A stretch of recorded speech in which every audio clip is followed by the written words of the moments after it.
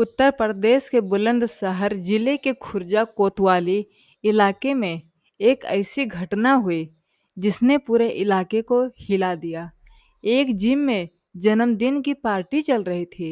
चार दोस्त जीतू, मनीष, अमरदीप और आकाश साथ में जश्न मना रहे थे। म्यूजिक, हंसी मजाक और केक कटने का माहौल, सब कुछ सामान्य था। लेकिन जैसे ही केक काटा गया, दोस्तों ने मजाक में केक उठाकर चेहरे पर लगा दिया। यहीं से कहानी बदल गई।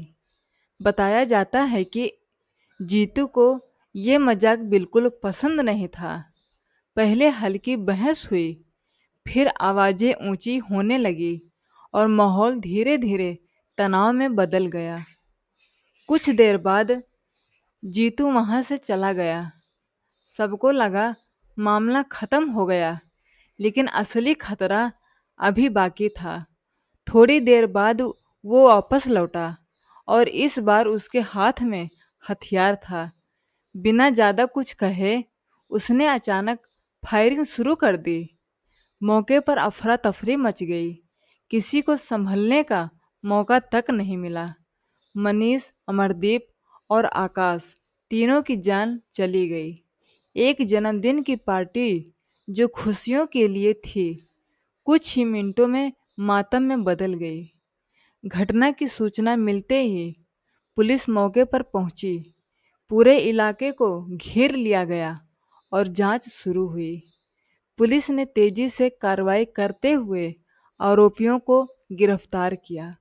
अब मामला अदालत में है और जांच जारी है। फायरिंग के बाद जब पुलिस पहुंची तो सामने आया ऐसा सच जिसने सबको हिला दिया। बुलंदशहर के खुर्जा इलाके में हुई इस घटना के बाद पूरा जिम सील कर दिया गया। पुलिस ने सीसीटीवी फुटेज खंगालना शुरू किया। हर एक पल को ध्यान से देखा गया। फुटेज में साफ दिखा, पहले हंसी मजाक, फिर अचानक बहस और फिर आरोपी वहां से बाहर निकलता है। लेकिन कहानी यहीं ख़त्म नहीं होती। कुछ देर बाद वही शख्स वापस आता है और फिर बिना किसी चेतावनी के फायरिंग। किसी को संभलने का मौका तक नहीं मिला। पुलिस पूछताछ में सामने आया, ये सिर्फ एक मजाक नहीं था। पुरानी रंजिश और गुस्सा पहले से ही अंदर था। पुलिस ने आरोपियों को गिरफ्तार कर लिया है, लेकिन तीन परिवारों का दर्द अब कभी खत्म नहीं होगा।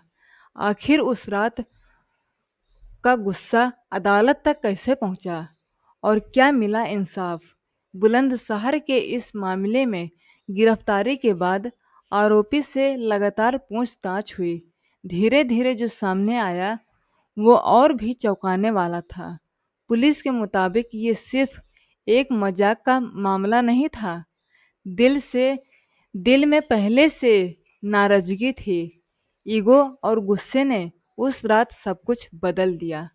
मामला अदालत पहुंचा।